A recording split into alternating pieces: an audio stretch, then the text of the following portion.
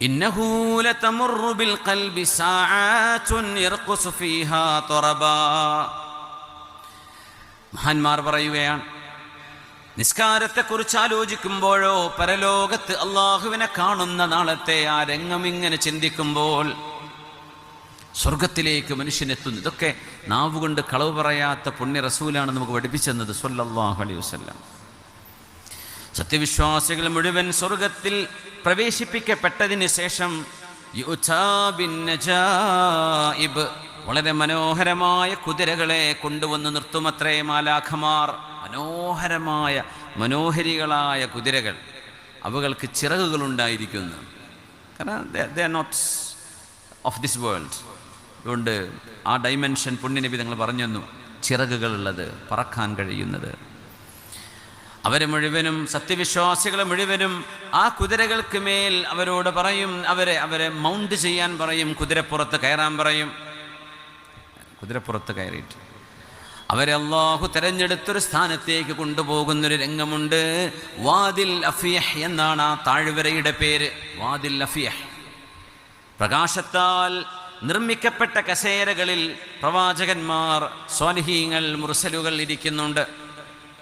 സ്വർണത്തിൻ്റെയും വെള്ളിയുടെയും precious സ്റ്റോണുകളുടെയും നമ്മളാരും കണ്ടിട്ടില്ലാത്ത പല അത്ഭുത കസേരകളും അവിടെ നിരത്തി വെച്ചിട്ടുണ്ട്. പിന്നെ അതിൻ്റെ പിറകിൽ കുസ്ബാനുൽ മിസ്ക്, കസ്തൂരിയുടെ ഹിൽസ് ഓഫ് മസ്ക്, കസ്തൂരിയുടെ കുന്നുകൾ ഉണ്ടായിരിക്കും ബാക്കിൽ.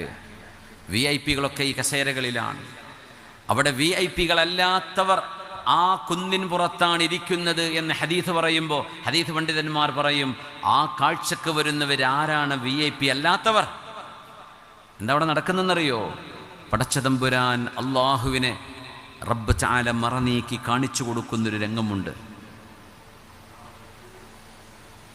ഒരു മേഘം പോലെ ഇറങ്ങി വരും. അവിടെ നിന്നൊരു ശബ്ദം കേൾക്കും. സത്യവിശ്വാസികൾ മുഴുവനും അത് കാതോർത്ത് കേൾക്കും. അസ്സലാമു അലൈക്കും അഹ്ലൽ മൗഖിഫ്, നിങ്ങൾക്കെൻ്റെ രക്ഷയുണ്ട് എന്ന് പറയും. അപ്പോൾ ആളെ കാണുന്നില്ല. ആ ശബ്ദം കേൾക്കുമ്പോഴേക്കും ഒരുപാട് ആളുകൾ സുജൂദിലേക്ക് വീഴും.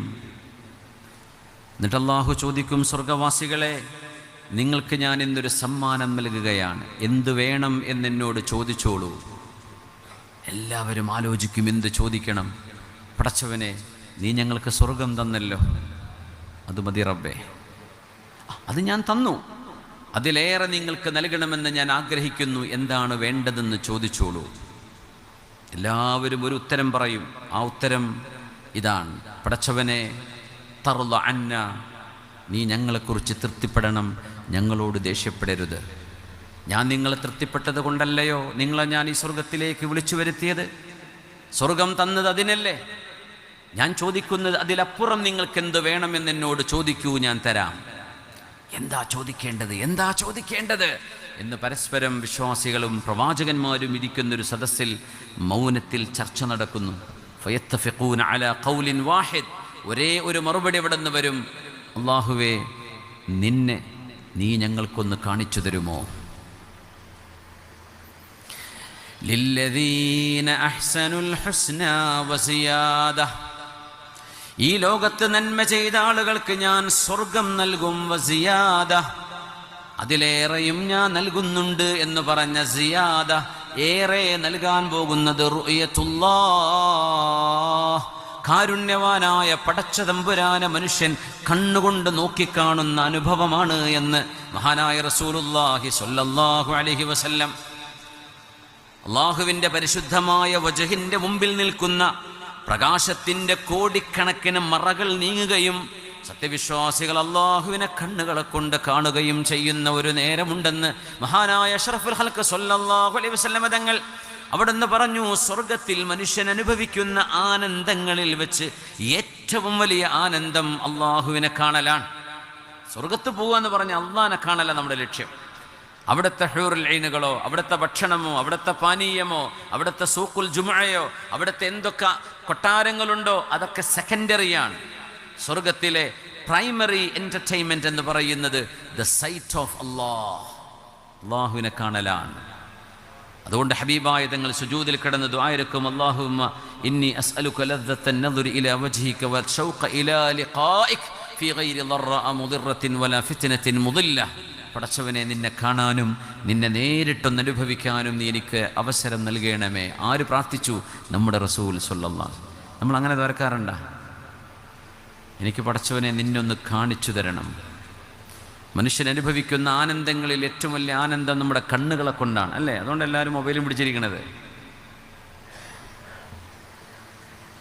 എപ്പോഴും മനുഷ്യൻ നോക്കിയിട്ടാണ് ആസ്വദിക്കുന്നത്. ഏറ്റവും കൂടുതൽ മനുഷ്യൻ്റെ കണ്ണാണ് ഏറ്റവും കൂടുതൽ വർക്ക് ചെയ്യുന്നത്.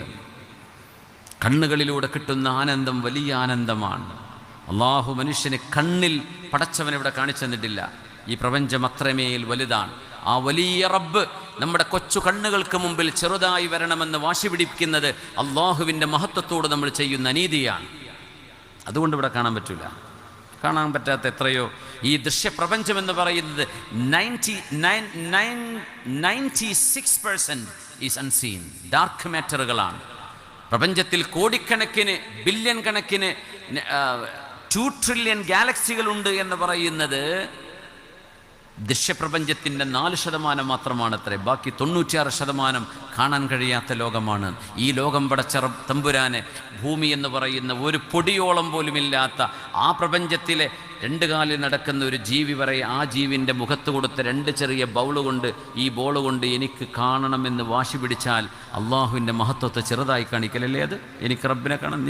നിൻ്റെ കണ്ണെവിടെയാ? നിനക്ക് എന്തിവിടെ കാണാൻ പറ്റുന്നുണ്ട്? അതുകൊണ്ട് ലാ തുദ്രികുഹുൽ അബ്സാർ. മഹാന്മാർ പറയാൻ, ഇതൊക്കെ ആലോചിക്കുമ്പോൾ ഒരു കോരിത്തെരിപ്പ് ഇങ്ങനെ വരുന്നുണ്ട് ലോകത്ത്. മനസ്സിനൊരു ആനന്ദം വരുന്നുണ്ട്. എൻ്റെ റബ്ബിനെ കാണുന്ന നേരം. അള്ളാഹു കാരുണ്യവാനാണ്.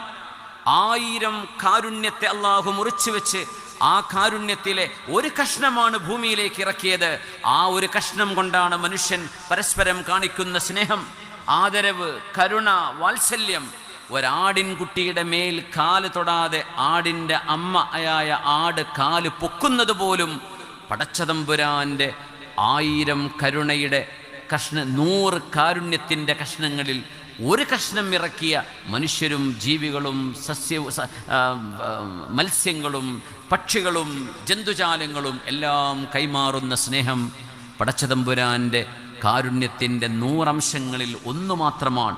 ബാക്കി 99 അള്ളാഹുൽ വിശ്വസിച്ച ആളുകൾക്ക് കരുണ ചെയ്യാൻ പരലോകത്തേക്ക് അള്ളാഹു നീട്ടിവെച്ചു എന്ന് പറഞ്ഞത് മുഹമ്മദ് റസൂലുള്ളാഹി സ്വല്ലല്ലാഹു അലൈഹി വസല്ലം.